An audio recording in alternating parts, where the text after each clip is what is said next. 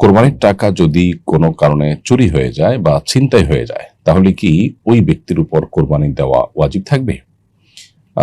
কোরবানি করার জন্য যে টাকাটা আপনি রেখেছেন, সে টাকাটা যদি চুরি হয়ে যায়, ছিনতাই হয়ে যায়, বা কোরবানির পশুটাই ছিনতাই হয়ে গেল, কোরবানির পশুটাই চুরি হয়ে গেল, তাহলে আপনার উপরে কোরবানি আবশ্যক হবে কিনা? উত্তর হলো, যদি আপনার কোরবানির টাকা চুরি হওয়ার পর, গচ্ছা যাওয়ার পরও আপনার কাছে যে সম্পদ থাকে সেটা দিয়ে কোরবানি আপনার উপরে ওয়াজিব হয়, অর্থাৎ নেশা পরিমাণ সম্পদ যদি তারপরও থাকে, তাহলে আপনাকে কোরবানি অবশ্যই করতে হবে, এবং যে টাকা আছে সেটা দিয়ে আলাদা করে পশু কিনে আপনাকে কোরবানি করার দায়িত্ব নিতে হবে এবং ব্যবস্থা করতে হবে। কারণ চুরি হওয়ার পরও আপনার কাছে নেশা পরিমাণ সম্পদ আছে এবং কোরবানি আপনি এখন বাস্তবায়ন করেন নাই, সো আলাদা করে যে টাকা আছে সে টাকা দিয়ে কোরবানির পশু কিনে আপনি কোরবানি করবেন। এখন প্রশ্ন হলো, যে টাকাটা চুরি হয়ে গেল, ছিনতাই হয়ে গেল, বা পশুটা চুরি হয়ে গেল, ছিনতাই হয়ে গেল, তো সেটা কারণে তো আমার লস হয়ে গেল। উত্তর হলো, সেটার সব পরিপূর্ণভাবে আপনি আল্লাহর কাছে পাবেন।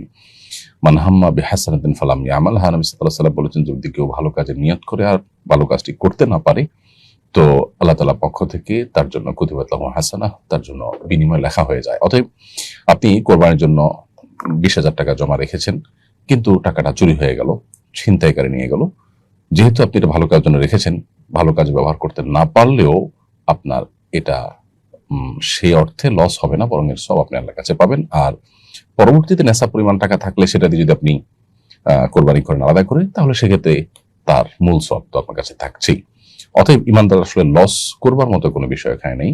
দুই দিক থেকেই আপনি ইনশাআল্লাহ আল্লাহ তাআলার কাছ থেকে আজর লাভ করবেন। আর যদি চুরি বা গচ্ছা যাওয়া টাকা যাওয়ার পর আপনার নেশা পরিমাণ আর টাকা না থাকে, ধরুন আপনার ছিলই ৮০-৮৫ হাজার টাকা, সেখান থেকে ৩০,000 টাকার কোরবানির জন্য রেখেছেন, সে টাকাটা চুরি হয়ে গেল, তাহলে যা আছে তা দিয়ে তো আর নেশা পরিমাণ সম্পদ তো আর নাই। অতএব সেটা কারণে কোরবানি আপনার উপর বর্তাবে না। তাহলে খোলাসা কথা হলো, চুরি বা গচ্ছা যাওয়ার পর যদি নেশা পরিমাণ টাকা থাকে, তাহলে আলাদা করে কোরবানি করতে হবে, আর হারানো টাকার সওয়াব আল্লাহর কাছে আলাদা করে আপনি পাবেন।